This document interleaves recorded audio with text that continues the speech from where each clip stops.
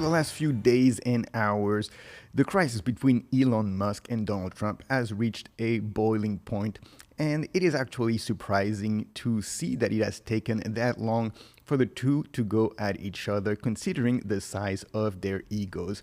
So we're going to have a look at this. We're going to see what happened. I'm going to put a little bit of context between these two guys. So it all started about 3 days ago when Elon Musk started to say, "I'm sorry, but I just can't stand it anymore. This massive, outrageous pork-filled congressional spending bill is a disgusting abomination." Talking, of course, about H.R. 1, the big, beautiful bill, as Donald Trump calls it, the spending bill that they have passed through Congress, that they were trying to pass through the Senate. And here is Senator Rand Paul saying, "I agree with Elon. We have both seen the massive waste in government spending, and we know another $5 trillion in debt is a huge mistake. We can and must do better."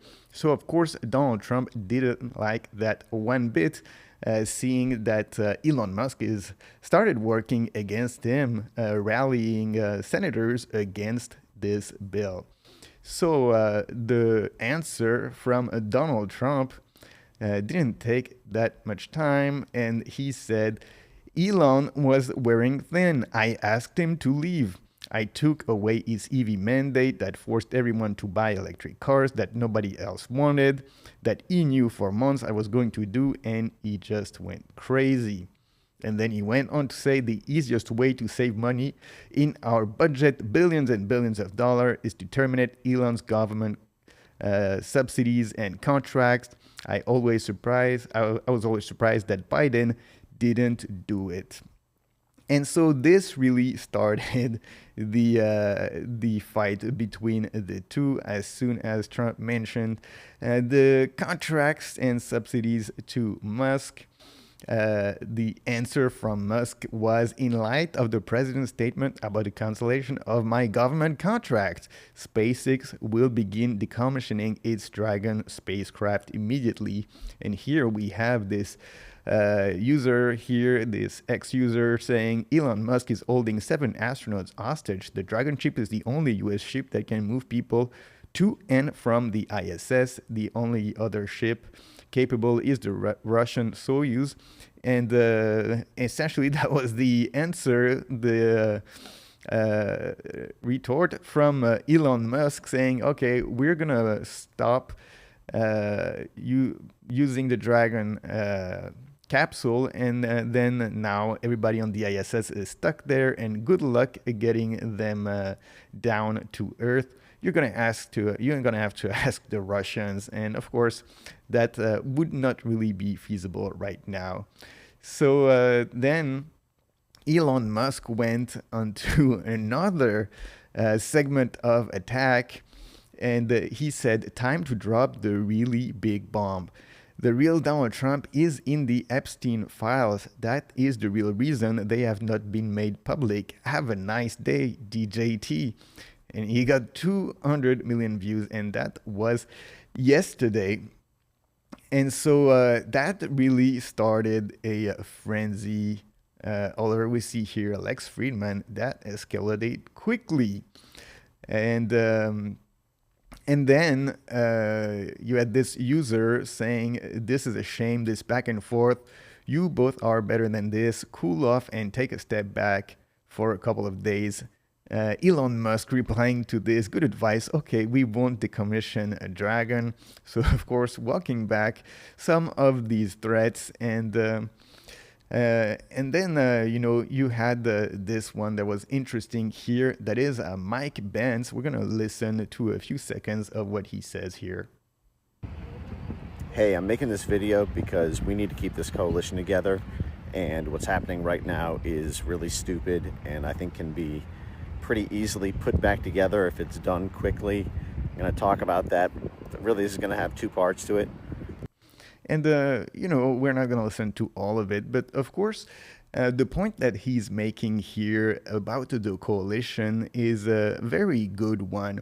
And we're seeing now with this spending bill the sort of problem with the coalition of the Republicans, because they do have a coalition, and there is mainly three factions that are part of this coalition. On one side, you have the fiscal conservatives, like Elon Musk, like Rand Paul, Thomas Massey, Chip Roy. They want to have less deficits. They want to, curtail the crazy spending that the government is doing.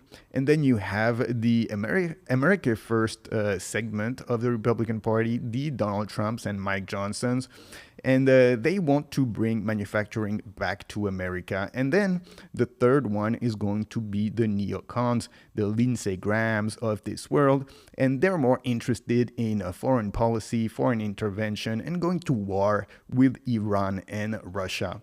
And of course, these segments of the Republican Party, these coalitions, they have objectives that are mutually exclusive. You cannot at the same time stop government spending and go to war. You cannot stop government spending and bring manufacturing back to America. And so, of course, now you see that the fiscal conservatives, they're getting crowded out by the other two factions because there is some overlap between the neocons and the America First. If you don't increase spending, essentially, you cannot have anything that the neocons want, and you cannot have anything that the America First crowd wants. And so what's happening is that we're seeing here Elon Musk being put to the side by Donald Trump, and he's sort of leaning more toward the Lindsey Graham side of the Republican Party, and he's being entertaining at least a little more intervention, perhaps in Iran or in Russia. We've seen the attacks on Ukraine getting more brazen over the last few days. But what is being clear now is that the fiscal conservatives are getting pushed to the side. But that being said, it's not going to be possible for the Republicans to get this bill passed the Senate without having the fiscal conservative votes on the Republican side.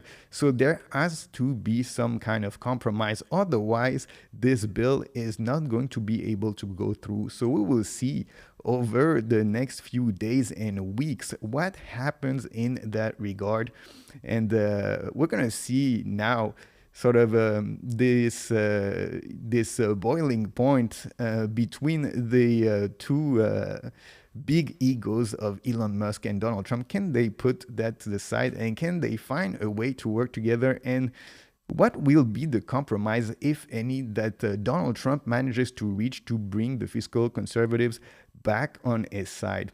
And one thing is that, I guess the America First crowd understands that, it's good to, of course, want to be fiscally responsible and try to bring the budget of the government under control.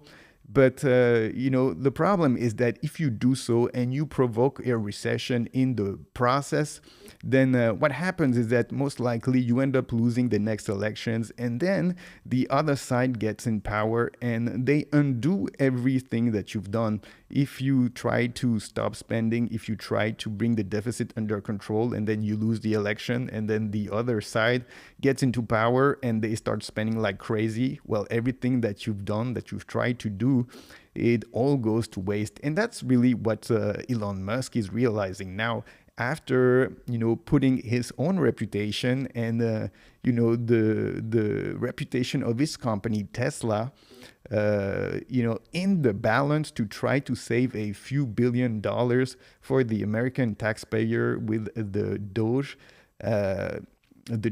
program. Now he's realizing that, Donald Trump is going to try to push this spending bill through Congress that's going to add $5 trillion to the national debt, and all I did was for nothing, and I took all that flack absolutely for nothing. So how these two are gonna reconcile and maybe find some compromise, well, it's gonna be left for all of us to see over the next few weeks. But that is what we have for today, guys. Thank you for watching this video. Don't forget to subscribe to the channel. I will see you all on the next one.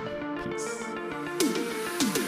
Hit me with that like and sub to the channel. Hit me with that like and click the effing bell.